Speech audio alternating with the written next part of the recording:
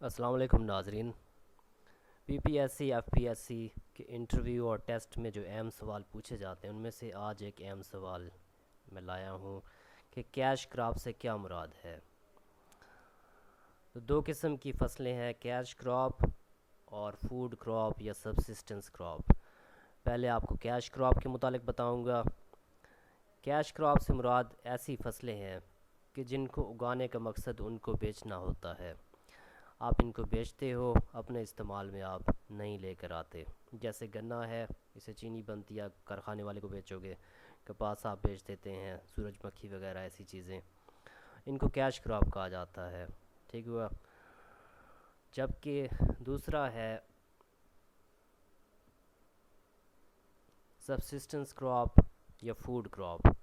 تو یہ ایسی فصلیں ہیں کہ جن کو کسان اپنے استعمال کی غرض سے اپنے گھر کے گرد اگاتے ہیں اور اسی پر وہ گزارا کرتے ہیں۔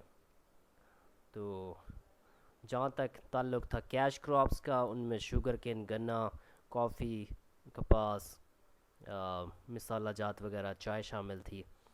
یہ جو سبسسٹنس کراپ فوڈ کراپ ہے، اس میں چاول ہے، گندم ہے، دالیں ہیں، آلو، پھل، سبزیاں وغیرہ، یہ سب سبسسٹنس کراپ میں، فوڈ کراپس میں آتی ہیں۔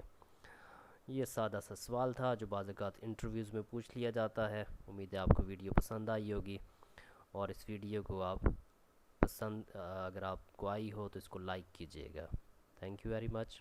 السلام علیکم۔